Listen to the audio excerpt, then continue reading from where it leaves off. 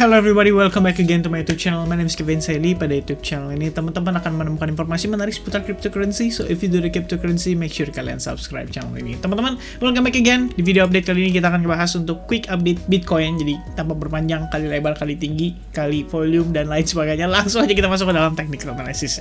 So teman-teman, I'm gonna start with daily time frame. As usual, reminder ke teman-teman ya. Di sini saya masih sesuai atau stick with the skenario yang saya katakan terakhir ya, yaitu potensi ABCDE corrective pattern. Dan sebenarnya dari segi waktu atau timing saya cukup yakin ini tuh secara potensi ya, sebenarnya ini adalah satu hal yang menurut saya perlu kita antisipasi.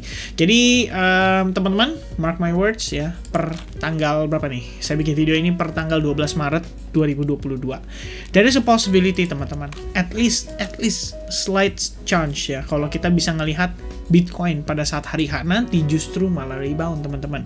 Pada saat kita bisa katakan interest rate decision ya. Karena gini teman-teman, ini kan Fed interest rate decision atau kenaikan suku bunga itu sudah terkonfirmasi dia akan menaikkan, atau ya based on beberapa kalimat yang dilontarkan oleh si Jerome Powell beberapa waktu terakhir, itu dia sudah mulai confirm bahwa kenaikan suku bunga between kisaran 0,25 sampai 0,5 kenaikannya. Tapi secara target itu diperkirakan sekitaran 0,5%. Ini tentunya disebabkan oleh situasi yang kurang begitu baik pada saat ketegangan Rusia terhadap Ukraina meningkat ya. Karena seperti yang kita ketahui teman-teman, kenaikan inflasi pada rilis data beberapa hari yang lalu, atau tepatnya 2 hari yang lalu, itu menunjukkan bahwa tingkat inflasi di Amerika Serikat itu sudah mencapai titik tertingginya dalam 40 tahun terakhir di kisaran 7,9%, yang artinya sebetulnya Jerome Powell itu mau nggak mau harusnya melakukan eksekusi atau kebijakan yang lebih ketat lagi karena dia melakukan quantitative tightening.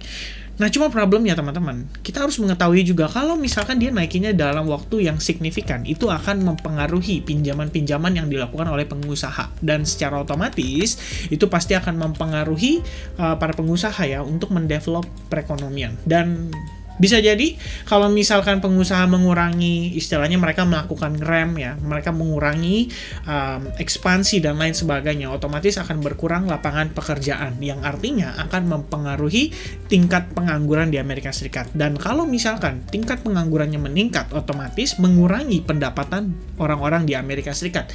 Kalau mengurangi pendapatan di orang-orang yang tinggal di Amerika Serikat, otomatis akan mengurangi konsumtifnya juga, yang artinya akan mempengaruhi ke sektor bisnis lagi. Jadi ini sebenarnya seperti lingkaran setan yang berputar-putar terus teman-teman ya. Sorry, bukan lingkaran setan lah ya, kita bilangnya ini istilahnya adalah cycle yang terus pasti akan terjadi dan semua akan terpengaruh gitu. Makanya di sini si Jerome Powell sendiri juga harus berhati-hati dalam mengambil decision. Dan sebetulnya sih ya, walaupun dia naikin 0,25, at least teman-teman, sudah ada upaya yang akan dilakukan oleh mereka untuk mengurangi tingkatan inflasi. Dan oleh karena itu, sebetulnya untuk masalah kenaikan suku bunga ini, saya sudah sampaikan di Chit-Chat Crypto terakhir bersama dengan teman saya Budi. Di sana kita sudah ngobrol ya bahwa bahwasannya kenaikan suku bunga ini kita sudah antisipasi dari 2-3 bulan yang lalu, bahkan pada saat Jerome Powell mengatakan hendak melakukan tapering, which means secara kondisi market sendiri ini sebenarnya sudah terasa teman-teman ya, sudah terasa dari 3 bulan terakhir. Jadi kalau teman-teman perhatikan, ini 11 November kita sudah mendapati penurunan yang cukup signifikan. Dan ini tentu saja maksudnya gini ya teman-teman, market bisa turun dalam seperti ini, itu tidak lain dan tidak bukan tentu saja impact-nya dikarenakan oleh para whales investor yang mulai melakukan penarikan aset dari market cryptocurrency. Dan seperti yang kita ketahui, sudah beberapa hari terakhir ini kita benar-benar tersideways di kisaran range $46.000 sampai $34.000. Sebenarnya udah bukan beberapa hari lagi ya, bahkan udah dari 1 bulan yang lalu, tepatnya di bulan Februari kita sudah mulai hanya tersideways di kisaran area ini, dimana kalau teman-teman flashback sedikit, ini kita lihat ya, progresnya itu sebelumnya lower high, lower low sequence ya, lower high, lower low sequence, dan at some point di kisaran awal Februari kita mendapati rebound signifikan, dan di sana sudah tidak ada yang namanya lower high lagi. Maka dari itu teman-teman, ini situasi kita bisa katakan situasi saat ini benar-benar tersideways.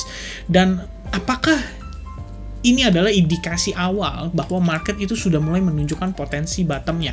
Nah, ini yang menurut saya cukup menarik. Jadi balik lagi teman-teman, reaksi atas kenaikan suku bunga itu sudah dirasakan dampaknya dari 2-3 bulan lalu. Pertanyaannya untuk kita semua para investor saat ini adalah statement apa yang akan diberikan oleh si Jerome Powell, dan itu menurut saya yang jauh lebih penting pada saat kondisi sekarang ini.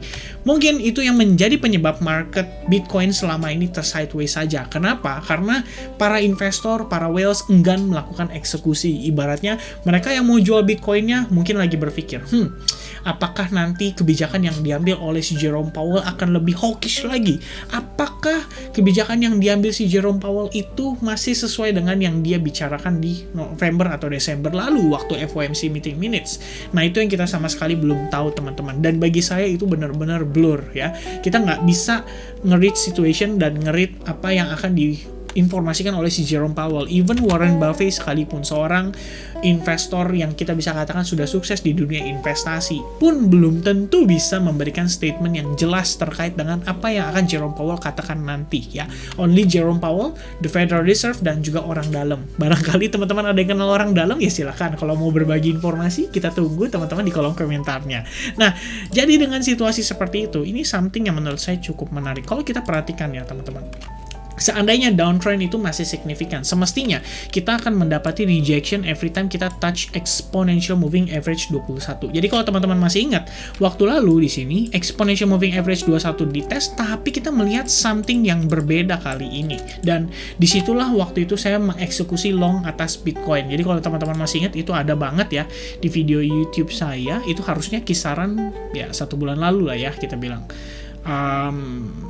Which one? Ya, to be honest saya lupa ya, karena almost every day saya pasti berikan informasi seputar Bitcoin ya. But in the end teman-teman, itu yang pengen saya infokan ya. Kalau teman-teman ingat situasinya, pada saat itu saya membuat YouTube video dengan judul ada yang berbeda pada Bitcoin kali ini, istilahnya pada kondisi testing kali ini. Dan ya, ternyata kita mendapati reaksi yang cukup signifikan. Awalnya saya pikir di sini wave 1, wave 2, wave 3, wave 4, wave 5. Ternyata teman-teman wave 1, wave 2, wave 3, and then, boom, kita mendapati signifikan. Nah, dari sana saya melihat, dan saya fleksibel ya istilahnya, kita ngelihat situasinya mungkin bisa berubah menjadi yang namanya sideways, dan terbentuklah si ABCDE potential symmetrical pattern ini, teman-teman. Dan kalau misalnya kita perhatikan, seandainya, balik lagi ya, suatu tren yang signifikan, biasanya dia terreject atas exponential moving average 21.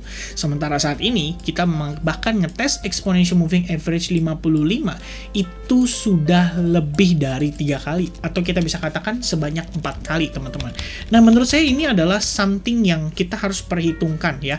Terlepas dari ketakutan kita akan kenaikan suku bunga bisa memberikan pengaruh pada market Bitcoin atau cryptocurrency secara overall in general, karena juga mempengaruhi stok ya atau sektor saham. Akan tetapi menurut saya tetap ada yang janggal, teman-teman. Dan yang janggalnya ini adalah kenapa marketnya suddenly berubah menjadi sideways. I think semua investor saat ini matanya tertuju pada FOMC statement, dan apapun yang akan disampaikan oleh Jerome Powell itu bakal menggetarkan pasar. Jadi kalau misalkan saya personally, ini saran saya sebagai teman ya, bukan sebagai financial advice. Kalau saya sebagai teman, saya mungkin akan remind kita semua untuk stay away dulu dari market, at least untuk seminggu ke depan, sampai nanti si Jerome Powell memberikan statementnya. Langkah apa yang akan diambil, teman-teman. Karena kita sebenarnya terlalu confident untuk melihat market pasti turun pun juga menurut saya nggak bijak ya. Karena banyak orang yang bilang istilahnya ke saya dan komen gitu ya, kayak kalau semua orang yakin turun, harusnya nggak bakal turun. Ada kemungkinan whales bisa mempermainkan setting dan lain sebagainya.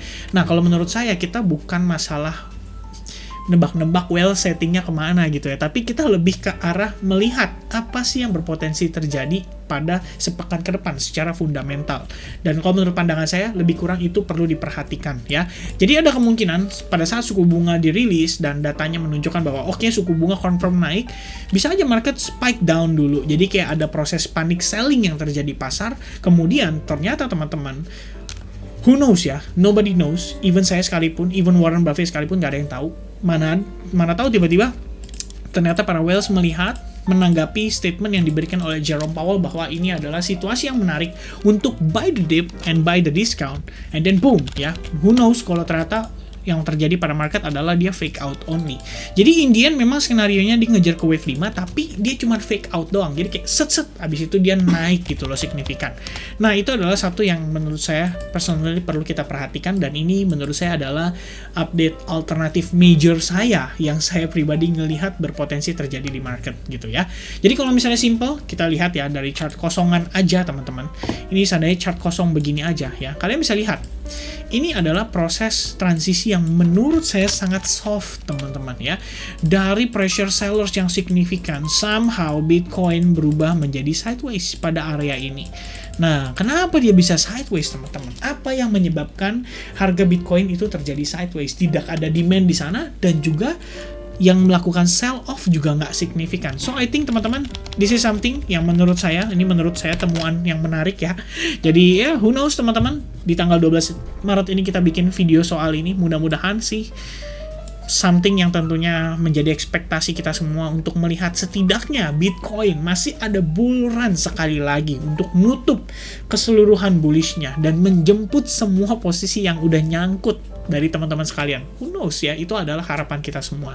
Tentu kita di sini melihat secara price action, secara fundamental mendukung untuk penurunannya. Tapi kalau di luar ekspektasi, terus terang secara price action ini memberikan informasi teman-teman ya. Exponential moving average 55 dites sebanyak 4 kali. It means something. Bukan berarti dia cuma sekedar ngetes, reject artinya boleh short, reject artinya boleh short gitu ya. Walaupun saat ini saya lagi nge-short juga anyway, tapi ya lebih kurangnya seperti itu teman-teman. Alright, nah itu untuk time frame daily ya, sekedar update. But for now, at least secara probabilitas saya masih meyakini probabilitas terbesar itu berada pada skenario yang ini teman-teman. Dan berikutnya kita akan bahas untuk time frame hourly-nya. Jadi sebenarnya teman-teman, ini kan kita udah bahas ya dari beberapa video yang lalu. Kita udah bilang, bukan bilang sih, kita lebih tepatnya sudah melihat skenario ini terbentuknya potensi ABC corrective pattern. Dan kemarin pun kita sempat discuss soal terbentuknya si ABCD pattern ya, which one? Nah, ini dia ya, ABCD pattern. Which means sebenarnya prosesnya sudah saya sampaikan. Buat teman-teman yang kemarin belum kebagian nge-short, maybe if you guys wanna short, at least wait until the pullback happens. Dan to be honest teman-teman, berdasarkan analisis hari ini saya sempat sampaikan di grup advance ya. Jadi saya ngelihat di sini bahwa kita terbentuk sebelumnya kita membentuk semacam falling wedge pattern, dan pada saat falling wedge pattern tersebut di break, itu kita testing benar-benar di kisaran level Fibo 50%-nya ya. Jadi kayak testing and then dia drop lagi signifikan. So I think teman-teman ini bisa aja yang namanya wave 1, wave 2 ya, atau fase wave 1, wave 2. Karena seperti yang kita ketahui, untuk terbentuknya C-wave corrective pattern itu sendiri sebenarnya kalau based on Elliott wave theory sendiri ya, itu terdiri atas 5 wave pelemahan. Jadi kalau kalian perhatikan nih di ABC, Elliott wave ABC, ya untuk zigzag itu situasinya adalah 1, 2, 3, 4, 5 ya. Jadi 1, 2, 3, 4, 5, 1, 2, 3 atau ABC, and then 1, 2, 3, 4, 5 ke bawahnya. Nah, lebih kurang kalau kita lihat situasinya, ini menurut saya cukup oke, dan ada potensi untuk progres menuju ke wave 3. Balik lagi berdasarkan big picture, kita ngelihat memang Bitcoin overall masih under pressure. Cuman ada pelemahan momentum, yes, saya juga setuju di sana teman-teman. Alright?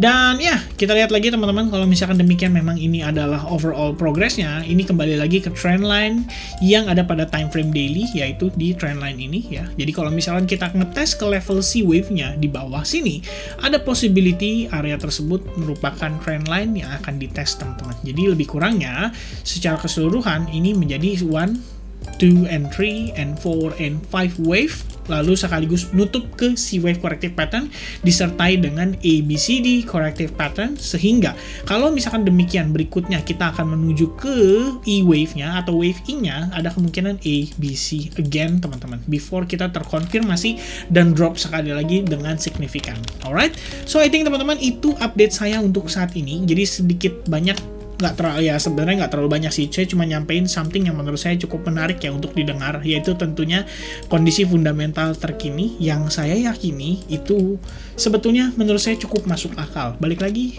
buat teman-teman make sense atau tidaknya, silahkan leave comment di kolom komentar, dan I'll see you guys again in the next update. Thank you very much for watching this video and have a nice day everyone.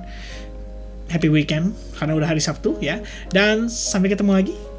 God bless. Cheers. Bye bye.